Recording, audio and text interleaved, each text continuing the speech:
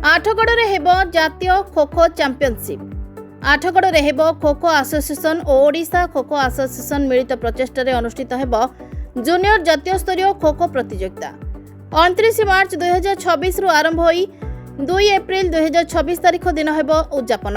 ଏହି ପ୍ରତିଯୋଗିତାରେ 30 ଗୋଟି ରାଜ୍ୟର 1000ରୁ ଊର୍ଦ୍ଧ୍ୱ ଉଭୟ ବାଳକ ବାଳିକା ଯୋଗ ଦେବେ। ଏନେଇ ସାମ୍ବାଦିକ ସମ୍ମିଳନୀରେ ସୂଚନା ଦେଲେ ଓଡ଼ିଶା ଖୋ ଖୋ ଆସୋସିଏସନ ତଥା ଆଠଗଡ଼ ଖୋ ଖୋ ଆସୋସିଏସନ ସଭାପତି ଲକ୍ଷ୍ମୀନାରାୟଣ ଭଞ୍ଜ। ବିଭିନ୍ନ ରାଜ୍ୟର ଟିମ୍ମାନଙ୍କ ସହ ସେମାନଙ୍କ କୋଚ୍, ବିଭିନ୍ନ ରାଜ୍ୟ ଆସୋସିଏସନ ସଭାପତି, ଟିମ୍ ସଭାପତି ପ୍ରମୁଖ ଯୋଗ ଦେବେ।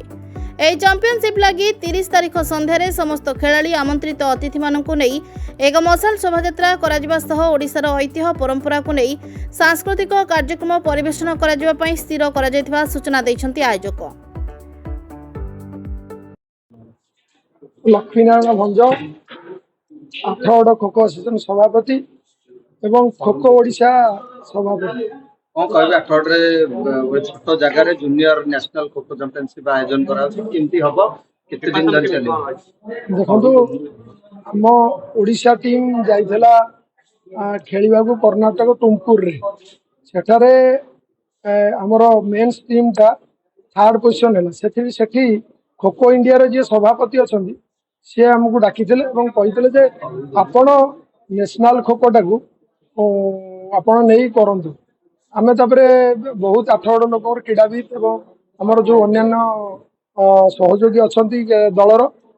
टीम रो समस्त सहित आलोचना पर आमे चिंता कलु जे आठगड़ एटा करियो काना आमे प्रथम चिंता करथुलु पुरी हमको सेफ्टी माने अकोमोडेशन मिललानी एवं बारबाटी भी चिंता कलु कि तम लास्ट रे आठगड़ महोत्सव पड़िया रे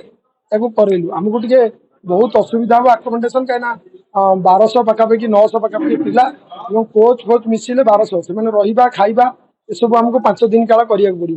तेणु कष्ट टिके पड़ा जाऊ आठगड़वासी आठगड़ समस्त क्लब आउ जेतक बजार कमिटी समस्त साहाय्य मिलला एवं आमे ताकू करिया को बर्तमान जाउछु। हमर एक्चुअली 29 तारिख दिन प्लेयर माने सब आसीबे रहिबे एवं सेठी गोटे हमर कोच मानकर प्रेसिडेंट मानकर मीटिंग हबो सब स्टेट रु जो माने आसी मीटिंग हबो एवं तापर हम 30 तारिख दिन सकाळु खेल स्टार्ट हो एवं 30 तारिख दिन संध्या 4टा बेलू हमर गोटे मशाल शोभा यात्रा बाहर सब 30 टा जो राज्य रु जो माने प्लेयर आछंती से शोभा यात्रा से माने जिबे एवं परिशेष रे शोभा यात्रा बजार ही महोत्सव पड़िया शेष हम एवं सेठे आम गोटे प्रोग्राम रखिचु इनागुरेशन रखिचु जे आम ओडिशार परंपरा कला संस्कृति को देखा जगन्नाथंकर भजन एवं आमर विष्णुंकर गोटे गीत एवं संबलपुरी किसी गीत आम से परिवेषण करूँ रंगारंग परिवेषण पर आमर पुणी खेल जारी रही उभय पुरुष महिला दुईटा एक टीम आसवे और ए 30 टा राज्यर पिला उद्यापनी आमर 2 तारिख दिन आम उद्यापनी रखीचु मिनिमम संध्या 8टा 9टा भितर उद्यापनी शेष शुणु आम मु जड़े क्रीड़ाविद और सदाबले चिंता कर क्रीड़ाविद को डाकिया बहुत क्रीड़ाविद की आम डाकिचु विशेषकर जो माने